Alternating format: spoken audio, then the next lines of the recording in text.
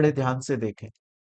Normal provision ये बोलता है कि बैंकिंग कंपनी जो है उसके ऊपर रेस्ट्रिक्शन है, वो लोन ग्रांट नहीं कर सकती अपने किसी भी डायरेक्टर को या ऐसी किसी फर्म को जिसमें डायरेक्टर इंटरेस्टेड है, या ऐसे किसी इंडिविजुअल बंदे को या डायरेक्टर को जिसमें वो डायरेक्टर गारंटर की तरह खड़ा हो रहा है, गारंटी दे रहा है कि मैं बैंक का डायरेक्टर हूं, थर्ड पर्सन लोन लेने आया है, मोहित बंसल लोन लेने आया है, कोई बात नहीं, इसको लोन दे दो, ये लोन का रीपेमेंट नहीं करेगा, मैं गारंटी देता हूं, मैं रीपेमेंट कर दूंगा। ऐसे किसी बंदे को लोन नहीं दिया जाएगा। क्लियर है? क्वेश्चन ये आता है कि सर आखिर ये लोन क्यों नहीं दिया जा रहा है, आखिर डायरेक्टर के ऊपर ऐसी रेस्ट्रिक्शंस क्यों लगाई जा रही हैं, या डायरेक्टर पे इतना ज्यादा क्यों लिमिटेशंस लगाई जा रही हैं। दोस्तों, इसको समझने के लिए हम एक रियल केस लॉ को समझने की कोशिश करते हैं। बहुत ही इंटरेस्टिंग केस लॉ है। जब ये केस लॉ पूरा केस स्टडी पूरी होगी तो आपको ये समझ में आएगा कि आखिर ये जो सेक्शन 20 और 21 बनाया गया, ये क्यों बनाया गया, इसका क्या रीजन है। आ रही है मेरी बात आपको समझ में? बड़े ध्यान से देखेंगे दोस्तों। ये जो केस लॉ मैं आपको समझाने वाला हूं, ये केस लॉ है आईसीआई बैंक। ये जो केस लॉ मैं आपको यहां पर समझाने वाला हूं, ये केस लॉ है आईसीआई बैंक के अंदर स्कैम हुआ था। आज आईसीआई बैंक के अंदर स्कैम हुआ था, और किसने स्कैम किया था? स्कैम किया था चंदा कोचर ने। किसने स्कैम किया था? चंदा कोचर। चंदा कोचर कौन थी? चंदा कोचर मैनेजिंग डायरेक्टर थी आईसीआई बैंक की। और ये स्कैम कब बाहर आया था? 2018 के आसपास में ये स्कैम बाहर आया था। अब देखिए, जो मैं चंदा कोचर जी की बात कर रहा हूं, वो चंदा कोचर, अगर हम विमेन एम्पावरमेंट का नाम लेते हैं ना, कि महिलाओं को सशक्तिकरण किया जाना चाहिए और महिलाएं किसी से कम नहीं हैं, एक वक्त ये अराउंड 2012 से 2014 के आसपास की मैं बात कर रहा हूं, उस टाइम पर चंदा कोचर जी जो हैं वो पूरे भारत के लिए, चंदा कोचर जो है वो पूरे भारत के महिलाओं के लिए एक बहुत बड़े एग्जाम्पल बन के साबित हुई थी। और इवन जब बड़ी बड़ी यूनिवर्सिटीज और कॉलेज के अंदर कोई वीआईपी गेस्ट आते थे और वो विमेन एम्पावरमेंट के ऊपर भाषण देते थे, तो वो अपने भाषण के अंदर चंदा कोचर का नाम एक उदाहरण, एक एग्जाम्पल की तरह जरूर यूज करते थे कि महिलाएं किसी से कम नहीं है। देखो, चंदा कोचर इस बात का एग्जाम्पल है। चंदा कोचर जो है उसको भारत सरकार ने पद्म भूषण से सम्मानित किया था। पद्म भूषण इंडिया के अंदर बहुत बड़ा अवार्ड होता है, पद्म भूषण से सम्मानित किया था। उसके अलावा अगर आप देखोगे तो 2014 के अंदर टाइम मैगजीन्स ने चंदा कोचर को दुनिया की टॉप मोस्ट इन्फ्लुएंशियल पीपल के अंदर इंक्लूड किया था। यहां पर आप देख सकते हो, ये चंदा कोचर है टाइम मैगजीन के अंदर 2014 में। इवन 2015 के अंदर फोर्ब्स की जो मैगजीन आती है, उसके अंदर चंदा कोचर को 100 मोस्ट पावरफुल इन विमेन के अंदर इंक्लूड किया गया था। और 36 नंबर पर, मतलब पूरी दुनिया के अंदर 36वें नंबर पर चंदा कोचर का नाम आया था। तो अब क्वेश्चन ये आता है कि जो चंदा कोचर है, आखिर इन्होंने इतना बड़ा स्कैम किया कैसे? 3250 करोड़ रुपए का स्कैम हुआ था। दोस्तों, इस स्कैम को समझने के लिए हम अब जो केस लो समझने वाले हैं, उसके अंदर हमें तीन कैरेक्टर्स को साथ में लेकर चलना पड़ेगा। जो पहली इस कैरेक्टर है हमारी, वो है खुद चंदा कोचर जी, जो कि मैनेजिंग डायरेक्टर हैं आईसीआई की। दूसरे जो कैरेक्टर हैं वो हैं उनके हस्बैंड, और वो हैं दीपक कोचर। और तीसरे जो कैरेक्टर हैं वो है वीडियोकॉन कंपनी। आपने बचपन में, या अब तो शायद उतना नहीं है, अगर कोई मेरी जनरेशन का बच्चा होगा, बहुत सारे स्टूडेंट्स तो ऐसे भी हैं जो 55 ईयर्स के हमसे पढ़ते हैं, और सलाम है उनके जज्बे को, वो आज भी मेहनत कर रहे हैं। तो एक तो ऐसा स्टूडेंट है जो जीएसटी इंस्पेक्टर है, अलवर के अंदर जीएसटी इंस्पेक्टर है, और वो बोले कि सर मैं आपसे इसलिए क्लासेस ले रहा हूं ताकि मेरा प्रमोशन हो जाएगा, कुछ होगा, कुछ पोस्ट निकली होगी, वो पोस्ट में अपॉइंट हो जाऊंगा। अगर आप उस जनरेशन में पूछोगे, अपने मम्मी पापा से पूछोगे, तो वीडियोकॉन करके एक कंपनी आती थी इलेक्ट्रॉनिक्स की फील्ड में, इलेक्ट्रॉनिक्स इंडस्ट्री के अंदर बहुत बड़ी कंपनी थी। AC, TV, machines, fridge, washing machine, ये सब उसकी बहुत ज्यादा यूज करी जाती थी। उसके जो ओनर हैं वेणुगोपाल धूत, ये तीन लोग हमारी इस पूरी केस स्टडी के कलाकार हैं, ये कैरेक्टर्स हैं, ये हीरो हीरोइंस है। क्लियर है ये चीज? ये जो स्कैम है, आखिर स्कैम बाहर कैसे आया था? स्कैम बाहर आया था 2018 के अंदर, और आपको पता है इस स्कैम को बाहर लाने वाला कौन था? एक बहुत ही मामूली सा रिटेल इन्वेस्टर जिनका नाम था अरविंद गुप्ता। मैं यहां पर मामूली जानबूझकर बोल रहा हूं, डिसरेस्पेक्ट करने के लिए मामूली नहीं बोल रहा हूं मैं मामूली इसलिए बोल रहा हूं क्योंकि जब बात इतने बड़े बड़े लोगों की होती है जो हजारों करोड़ रुपए कंपनी का मालिक हैं, या फिर आईसीआई बैंक के मैनेजिंग डायरेक्टर हैं, तो आप और मेरे जैसे आम आदमी हम मामूली ही नजर आते हैं उनके सामने। क्लियर है? अरविंद गुप्ता जी जो है, उन्होंने, रिटेल इन्वेस्टर ने इस स्कैम को उजागर किया था। तो आखिर ये कैसे हुआ, इसको देखना स्टार्ट करते हैं। देखिए, जो आपके ये वेणुगोपाल धूत आपको यहां पर दिखाई दे रहे हैं, इनके जो पिताजी थे ना, अगर मैं बात करूं 1988 के टाइम्स या उससे भी पहले की, मतलब 1960s के टाइम की अगर मैं बात करूं, तो उस टाइम पर इनके जो पिताजी थे वो शुगर मिल्स के यहां पर काम किया करते थे और ठीक ठाक पैसा कमाया करते थे। पर इनके पिताजी की हमेशा से दिली तमन्ना थी कि ये इलेक्ट्रॉनिक इंडस्ट्री के अंदर कुछ अच्छा काम करना चाहते हैं, बढ़िया पैसा कमाना चाहते हैं, नाम करना चाहते हैं। तो इनके पिताजी के 3 बेटे थे, जिनमें से जो वेणुगोपाल धूत थे, उन्होंने इलेक्ट्रिक्स की फील्ड में कदम रखा और उन्होंने कंपनी बनाई वीडियोकॉन। और वीडियोकॉन कंपनी जब इन्होंने इलेक्ट्रॉनिक्स की फील्ड में बनाई, तो मैं आपको बता दूं, वीडियोकॉन कंपनी इंडिया की one of the most profitable growing companies में से एक कंपनी थी। अगर आपने कभी नाम सुना हो तोशिबा कंपनी का, तोशिबा जापान की इलेक्ट्रॉनिक्स की फील्ड में काम करने वाली कंपनी है। वीडियोकॉन कंपनी ने तोशिबा के साथ में मिलकर काम किया था। और उसके बाद में वीडियोकॉन इतनी ज्यादा प्रॉफिटेबल कंपनी बनती चली गई कि उन्होंने बड़ी बड़ी कंपनीज को अपने साथ में एक्वायर कर लिया। जैसे इलेक्ट्रोलस कंपनी उस टाइम पर बहुत बड़ी कंपनी हुआ करती थी। कैलविनेटर कंपनी, आप अपने मम्मी पापा से पूछोगे, कैलविनेटर का फ्रिज उन्होंने यूज किया होगा कभी ना कभी। और कैन स्टार कंपनी, इसके एसी बहुत ज्यादा फेमस हुआ करते थे। इन बड़ी बड़ी कंपनीज को वीडियोकॉन ने अपने साथ में मर्ज कर लिया, और वीडियोकॉन के बहुत अच्छे खासे प्रॉफिट्स भी आगे जा रहे थे।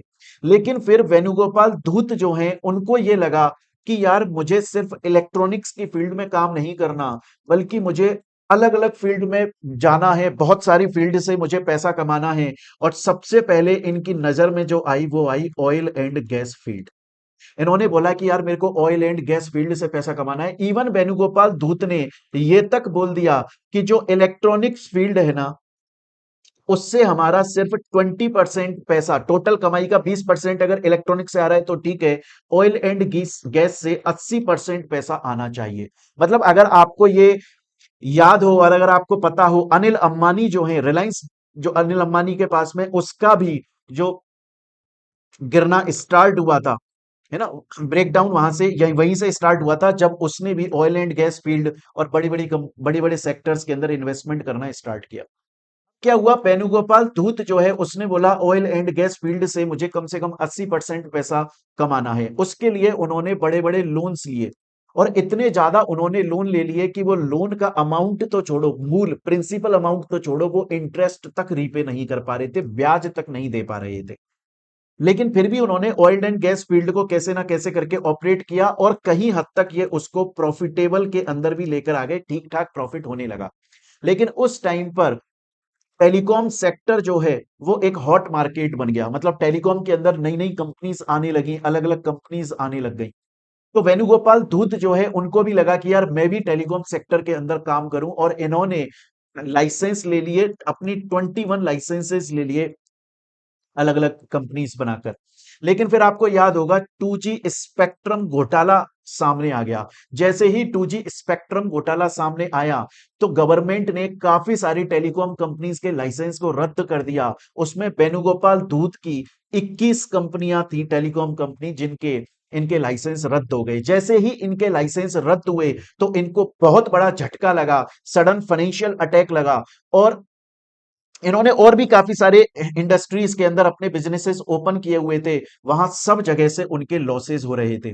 देखो, मैं यहां पर आपके लिए लेकर आया हूं कि इवन अगर आप देखोगे तो इनका जो इंटरेस्ट है वो देखो, वो साल दर साल बढ़ता जा रहा है। दिसंबर 2010 के अंदर इनका 1148 करोड़ का इनको इंटरेस्ट देना था, 2011 में 1624 करोड़ का हो गया, 2013 के अंदर 4116 करोड़ का हो गया, और 2019 तक अगर देखा जाए तो 7903 करोड़ रुपए का सिर्फ इंटरेस्ट इनके ऊपर हो गया। मतलब इतना तो इनको ब्याज देना था, मूल अमाउंट तो बहुत 50,000 करोड़ से ऊपर का इनके ऊपर लोन था। तो वहां पर वेणुगोपाल धूत को, अच्छा, दूसरी वेणुगोपाल धूत से गलती क्या हुई, क्योंकि वेणुगोपाल धूत जो है वो बहुत सारी इंडस्ट्रीज के अंदर इन्वेस्टमेंट कर चुके थे और ज्यादातर सभी इंडस्ट्रीज से उनको लॉस हो रहा था, तो उनका जो मेन इंडस्ट्री थी इलेक्ट्रॉनिक्स इंडस्ट्री, उन पर वो ध्यान नहीं दे पाए और उसके अंदर उनकी क्वालिटी डाउन चली गई। जबकि मैं आपको बता दूं कि वीडियोकॉन कंपनी जो है, वो वीडियोकॉन कंपनी इंडिया के अंदर one of the first company है जो कलर टीवी लेकर आया था। कलर टीवी जो लेकर आए थे ना, उससे पहले ब्लैक एंड व्हाइट टीवी चला करते थे, कलर टीवी वीडियोकॉन कंपनी लेकर आई थी, one of the first company है। और उसके कलर टीवी की जो क्वालिटी थी, आप अपने घर में कोई बड़े बुजुर्ग हो उनसे पूछिएगा, वो आपको बताएंगे कि सबसे शानदार क्वालिटी वीडियोकॉन कंपनी की थी। लेकिन ये वेणुगोपाल दूत जो हैं, वो अलग अलग सेक्टर्स के अंदर इन्वेस्टमेंट करने पर तुल गए जहां से उनको लॉस हो रहे थे, और उसकी वजह से वो अपनी मेन इंडस्ट्री इलेक्ट्रॉनिक्स पर ध्यान नहीं दे पाए। और उसका नतीजा ये निकला कि जो बाकी दूसरी कंपनीज थी उनको यहां पर एक लूफॉल दिखाई दिया, उनको यहां पर एक अपॉर्चुनिटी मौका दिखाई दिया, और जो दूसरी कंपनीज थी जैसे नोकिया, सैमसंग, एलजी, इन सब कंपनीज ने अपना मार्केट कैप्चर कर लिया। अब यहां पर वेणुगोपाल धूत की दिक्कत ये थी कि उनके ऊपर लोन बहुत ज्यादा बढ़ गए थे और वो लोन का रीपेमेंट नहीं कर पा रहे थे। अब यहां से फ्रॉड की कहानी स्टार्ट होती है। अब यहां से क्या कहानी स्टार्ट होती है, फ्रॉड की कहानी स्टार्ट होती है। अब मेरी बात को बड़े ध्यान से सुनिएगा। हम कहानी को आगे कंटिन्यू करें उससे पहले बीच में आपको एक कंपनी के बारे में जान लेना जरूरी है। उस कंपनी का नाम है new power renewables private limited. इस कंपनी के बारे में आपको जानना जरूरी है। ये कंपनी जो है वो, इस कंपनी के अंदर पार्टनर थे, एक तो खुद वेणुगोपाल धूत जिनकी 50% की पार्टनरशिप थी, और जो अदर 50% की पार्टनरशिप थी वो जो चंदा कोचर हैं उनकी ननद हो गई। मतलब एक तरह से कुछ ननद थी, थोड़े परसेंट की पार्टनर, थोड़े परसेंट की पार्टनर जो इनके हस्बैंड है दीपक कोचर, उनके भाई की वाइफ थी। ऐसे कर करके मतलब कोचर फैमिली, आप यहां पर समझे, ये जो कोचर फैमिली है इनके पास में 50% की पार्टनरशिप थी इस new power renewables private limited के अंदर। यहां तक बात समझ में आ रही है? हुआ क्या कि ये जो आपके वेणुगोपाल धूत हैं, इन्होंने जो अपनी 50% की शेयर होल्डिंग थी वो पूरी की पूरी इस कोचर फैमिली को ट्रांसफर कर दी, और बहुत ही कम दामों पर ट्रांसफर कर दी। अब उसके बाद में क्या होता है, उसके बाद में आईसीआई बैंक जो है वो वीडियोकॉन कंपनी को 300 करोड़ का लोन देता है। लोन दिया गया, आईसीआई बैंक ने लोन दिया, वीडियोकॉन कंपनी का लोन दिया, 300 करोड़ का लोन दिया। और जबकि ये बात क्लियर थी, जग जाहिर थी उस टाइम पर, कि जो वीडियोकॉन कंपनी है उसकी फाइनेंशियल कंडीशन बहुत ही ज्यादा पुअर है, और कोई बड़ी बात नहीं होगी कि अगर ये वीडियोकॉन कंपनी रीपेमेंट नहीं कर पाई तो कोई बहुत ज्यादा ताज्जुब आश्चर्य वाली बात नहीं होगी। तब भी आईसीआई बैंक ने वीडियोकॉन को 300 करोड़ का लोन दिया। क्यों दिया? क्योंकि आईसीआईसी बैंक की जो मैनेजिंग डायरेक्टर थी वो चंदा कोचर थी। कौन थी? चंदा कोचर थी। तो चंदा कोचर के इन्फ्लुएंस में आया। मतलब आप देखिए कि क्यों ये सेक्शन 20 और 21 की रेस्ट्रिक्शन लगाई जाती है, क्यों बैंकिंग कंपनी अपने डायरेक्टर को पावर नहीं देती कि ना तो डायरेक्टर को लोन दिया जाएगा और ना ही ऐसे किसी बंदे को लोन दिया जाएगा जो डायरेक्टर से किसी भी तरह से जुड़ा है। ये वेणुगोपाल दूत कैसे जुड़ा था? जो दीपक कोचर जो इनके हस्बैंड थे उनसे जुड़ा हुआ था ये। तो 300 करोड़ का लोन दे दिया गया इसके इन्फ्लुएंस में आकर, चंदा कोचर के। और उसका नतीजा क्या निकला? उसका नतीजा यह निकला कि उस 300 करोड़ में से, 64 करोड़ जो है वो वेणुगोपाल धूत ने चंदा कोचर को दिए। मतलब इनका पहले से ही यह तय हो गया था कि मैं तुम्हें 300 करोड़ का लोन प्रोवाइड करवा दूंगी, लेकिन तुम्हें उसके लिए उसमें से मुझे 64 करोड़ देने पड़ेंगे। क्वेश्चन ये आता है कि क्या वेणुगोपाल धूत ने, अब आप देखिएगा बच्चों कि ये कितने माइंडफुल पर्सन होते हैं। मतलब नेगेटिव काम कर रहे हैं, धोखाधड़ी कर रहे हैं, फिर भी इनमें कितना दिमाग होता है। वेणुगोपाल धूत ने चंदा कोचर को डायरेक्टली 64 करोड़ नहीं दिए, बल्कि यहां पर पिक्चर में एक दूसरी कंपनी आती है, और उस दूसरी कंपनी का नाम है सुप्रीम एनर्जी प्राइवेट लिमिटेड। और यह कंपनी किसकी है? यह कंपनी है वेणुगोपाल धूत की। ये सुप्रीम एनर्जी प्राइवेट लिमिटेड जो कंपनी है, ये न्यू पावर रिन्यूएबल्स को 64 करोड़ देती है। अब न्यू पावर अगर आपको याद हो, पहले पार्टनरशिप में चल रही थी, लेकिन 300 करोड़ का लोन लेने से पहले वेणुगोपाल धूत अपने शेयर्स कोचर फैमिली को दे चुके थे। मतलब न्यू पावर रिन्यूएबल्स पूरी की पूरी कोचर फैमिली की थी। क्लियर है ये चीज यहां तक? तो वेणुगोपाल धूत की जो कंपनी थी सुप्रीम एनर्जी, वेणुगोपाल धूत ने अपनी इस कंपनी के थ्रू चंदा कोचर के हस्बैंड की जो कंपनी थी न्यू पावर, उसको 64 करोड़ का लोन दिलवाया। फिर उसके बाद में क्या हुआ? उसके बाद में 2012 से लेकर 2016, इवन 2009 से लेकर 2012 तक की अगर बेसिकली बात करें, तो चंदा कोचर ने वीडियोकॉन कंपनी की फाइनेंशियल कंडीशन बहुत ही ज्यादा बेकार थी, तब भी 3,250 करोड़ रुपए का लोन दिलवाया। किसका लोन दिलवाया? 3,250 करोड़ रुपए का लोन दिलवाया चंदा कोचर ने। मैनेजिंग डायरेक्टर होने का फायदा उठाया, वीडियोकॉन कंपनी की हालत खराब थी तब भी दिलवाया। हो सकता है थोड़ा सा आपके लिए कॉम्प्लेक्स हो गई हो चीजें, मैं आपको दोबारा से बता दूं कि देखो, जो दीपक कोचर और वेणुगोपाल धूत थे, उन्होंने पार्टनरशिप करके कंपनी बनाई थी न्यू पावर, और बाद में फिर न्यू पावर ने ट्रांसफर कर दिया पूरा का, इसने वेणुगोपाल धूत ने अपना शेयर इनको ट्रांसफर कर दिया।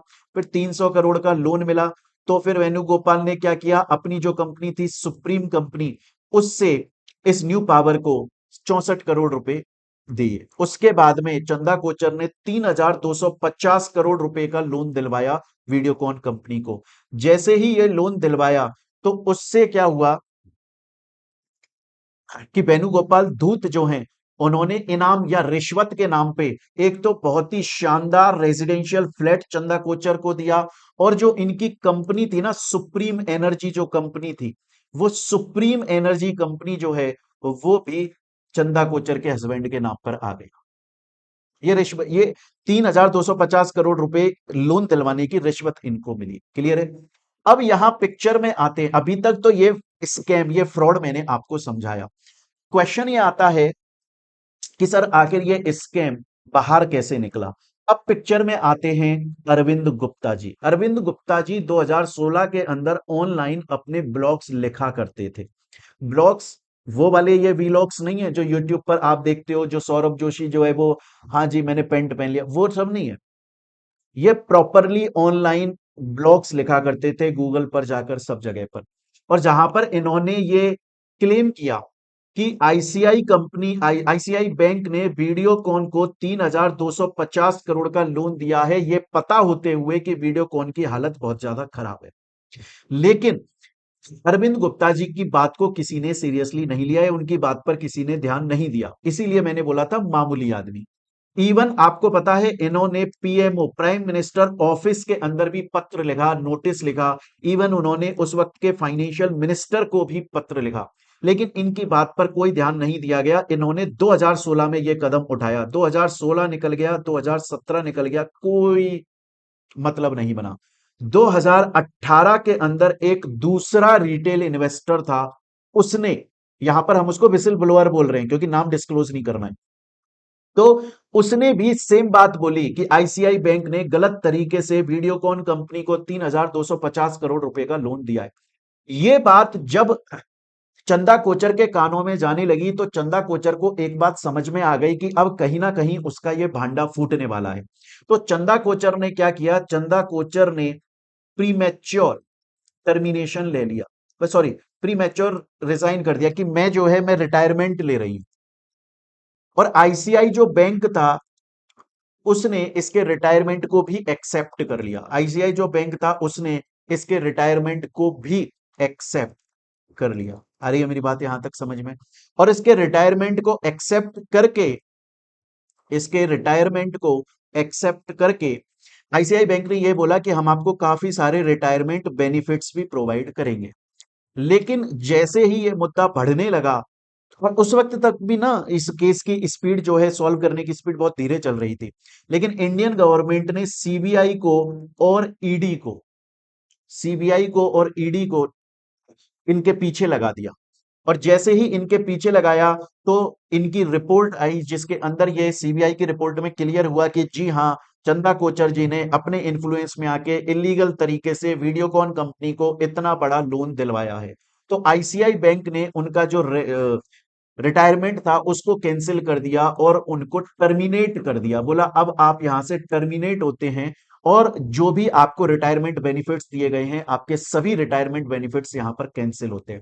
हालांकि चंदा कोचर ने उस टर्मिनेशन के खिलाफ अपील भी करी थी, मतलब आईसीआई बैंक के खिलाफ बॉम्बे के हाईकोर्ट में अपील भी करी थी, बट हमें उधर नहीं जाना है। तो मेरे ख्याल से अब आपको यह समझ में आया होगा कि आखिर ये जो सेक्शन 20 और 21 है, जिसके अंदर यह बोला जाता है कि एक बैंकिंग कंपनी अपने डायरेक्टर को या ऐसी किसी फर्म को जिसमें डायरेक्टर इंटरेस्टेड है, या फिर ऐसे किसी पर्सन को जहां पर डायरेक्टर गारंटी देने के लिए तैयार है पर्सन के ब्याह पे, उसको लोन नहीं देती। क्यों नहीं देती? अब ये आपको इसका मीनिंग शायद तक समझ में आया होगा दोस्तों। क्लियर है ये चीज यहां तक?